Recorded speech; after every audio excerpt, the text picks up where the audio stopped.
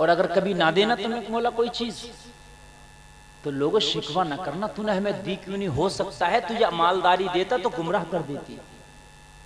کچھ لوگوں کو اللہ نے اولاد نہیں دی، اس کی حکمت۔ لوگ کہتے ہیں ہمیں کیوں نہیں دی، فلاں کو تو 10 بچے دی، مجھے ایک ہی دے دیتا۔ ہو سکتا ہے تیری اولاد تجھے جہنم میں لے جانے کا سبب بن جاتی، ہو سکتا ہے تیری اولاد تیری ایسی گستاخ ہوتی کہ تو کہتا مولا اس سے پہلے تجھے ہوتے ہی مر جاتی۔ اللہ کے ہر کام میں حکمت ہے۔ اللہ نے اگر تجھے کچھ نہیں دیا تو حکمت ہے، تب بھی اس کا شکر ادا کر۔ بات سمجھ میں آ رہی کہ نہیں؟ بات سمجھنے کی کوشش کر۔ آئے آئے ہمیشہ خیر کی دعا کیا کرے۔ او لوگوں، میرے مرنے کے بعد جنازہ میرا جب قبر میں رکھ دیا جائے تو میرا کفن ہٹا کر میرا چہرہ بھی دیکھنا، میرا عمل میرا چہرہ بتائے گا کہ عمل کالے کر کے گیا ہوں یا اجلے کر کے گیا ہوں۔ اور مرنے کے بعد چہرہ ہی بتا دیتا ہے عمل کیسے کر کے گیا ہے، مرنے کے بعد چہرہ بتا دیتا ہے۔ ابھی ایک اخبار میں آیا، نہیں چھوڑیے نعرے کے بس بیٹھے، بس اس وقت تو اگر آپ سن رہے نا تو یہی سب کچھ ہے، بس یہی نعرہ ہے۔ اس وقت تو اگر آپ سن رہے تو یہی میرا انعام ہے، یہی میرا نعرہ، بس سن لیں، یہی بڑی بات ہے۔ اس وقت تو انسان سن لے نا تو بڑی بات ہے۔ ابھی اخبار میں شاید پڑھا تھا، میرے پاس کسی نے بھیجا تھا واٹس ایپ پہ، شاید آپ میں کسی نے پڑھا اڑا ہو، یا فیس بک پہ تھا شاید۔ ایک امام صاحب کا انتقال ہو گیا تھا، 35 سال کے بعد ان کی قبر بوسیدہ ہو گئی، بیٹھ گئی، لوگوں نے قبر کو ٹھیک ٹھاک کرنا چاہا، مٹی اٹی ہٹائی۔ 35 سال کے بعد وہ عالم دین کا چہرہ ایسے ہی تھا جیسے کوئی دولہا سو رہا ہو۔ عمل بتا دیتا ہے، مرنے کے بعد چہرہ بتا دیتا ہے کہ کر کے کیا گیا ہے، گھٹالا کر کے گیا ہے یا اپنے رب کو راضی کر کے گیا ہے۔ تم سوچتے ہو کہ گھٹالے کوئی نہیں دیکھ رہا، تیرا جنازہ بتا دے گا تیرا گھٹالا تھا، تیری قبر بتائے گی تیرا گھٹالا تھا۔ 35 سال کے بعد کفن تک میلا نہیں تھا، 35 سال کے بعد زمین میلی نہیں ہوتی، زمن میلا نہیں ہوتا، محمد کے غلاموں کا کفن میلا نہیں ہوتا۔ وہ لوگوں پیسے تو یار قارون پہ بھی تھے، خزانہ تو قارون شداد پہ بھی تھا، ایمان تو خدا کی قسم نبی کے غلاموں پہ ہوتا ہے۔ ایمان کی چادر لے جاؤ، ایمان کا اثاثہ لے جاؤ، لوگوں نیکیوں کی جو ہے دولت لے جاؤ، مرنے کے بعد بھی تیری قبر سے خوشبو آئے گی، مرنے کے بعد بھی خوشبو آئے گی۔ عمر بن عبدالعزیز وصیت کر کے مر گیا، وصیت کر کے انتقال کر گیا، وصیت کر کے مرا، انتقال ہوا، قبر بنی، لوگوں نے جنازہ پڑھ لیا۔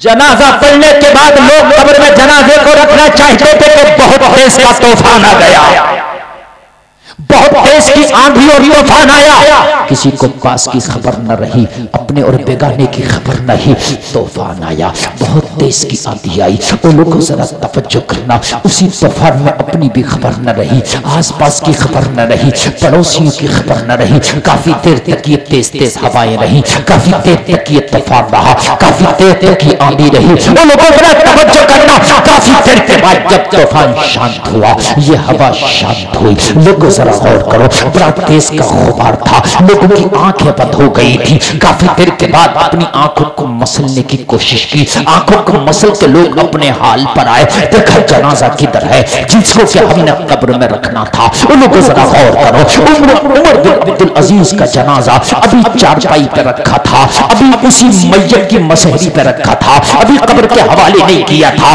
جیسے ہی طوفان شانت ہوا، لوگوں کی جنازے پہ نظر پڑی تو ایک کاغذ کا ٹکڑا عمر بن عبدالعزیز کے سینے پہ رکھا تھا۔ ایک بات عقل سے بتاؤ، آندھی اور طوفان کے بعد کوئی کاغذ کا ٹکڑا رک سکتا ہے؟ اگر رکھو گے جان بوجھ کے تب بھی نہیں رکے گا۔ میری بات غلط تو نہیں ہے نا؟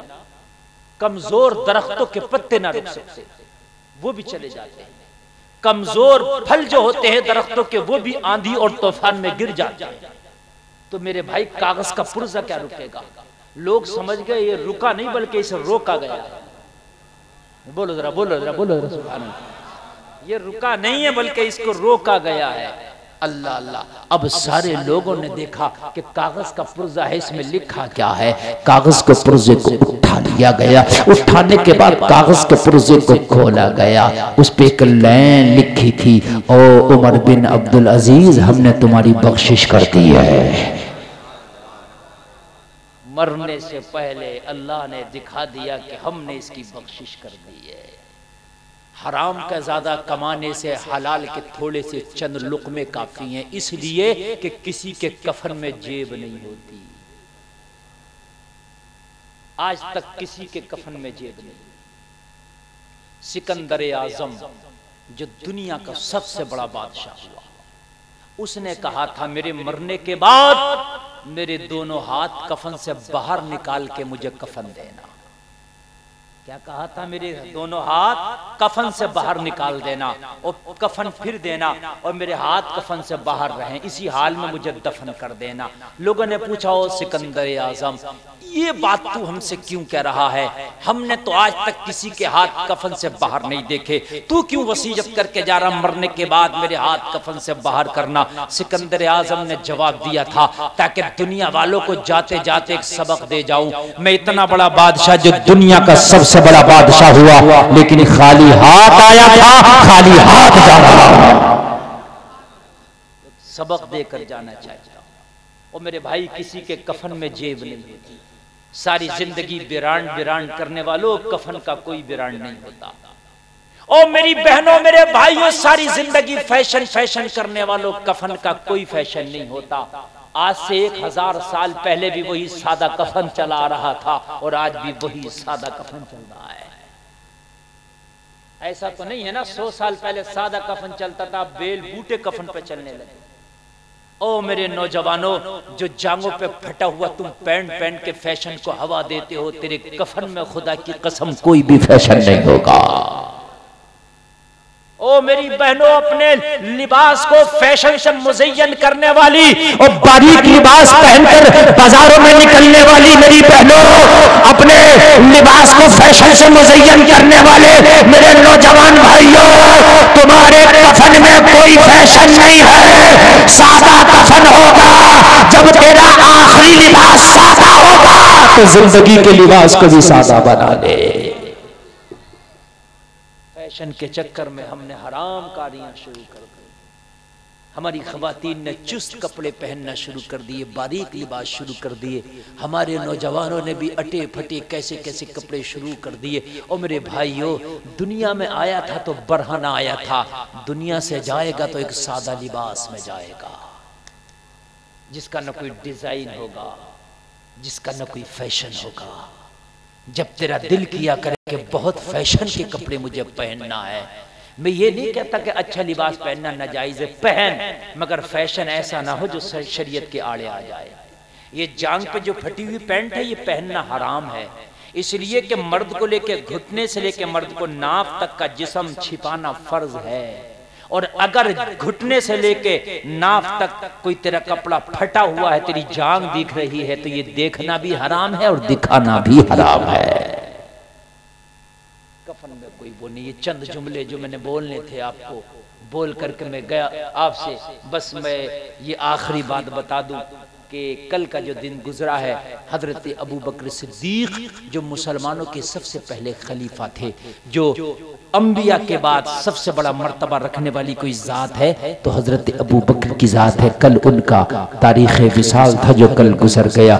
لوگوں اگر سب سے زیادہ مصطفیٰ کی بارگاہ میں کوئی مقبول ذات ہے تو حضرت ابو بکر صدیق کی ذات ہے۔ قرآن میں اللہ نے کہہ دیا ان صحابہ کی پاک جماعت کو رضی اللہ عنہم ورضوا عنہ، اللہ ان سے راضی ہو گیا، یہ اللہ سے راضی ہو گئے۔ مرو تو اس حال میں مرو کہ تمہارا مولا تم سے راضی ہو۔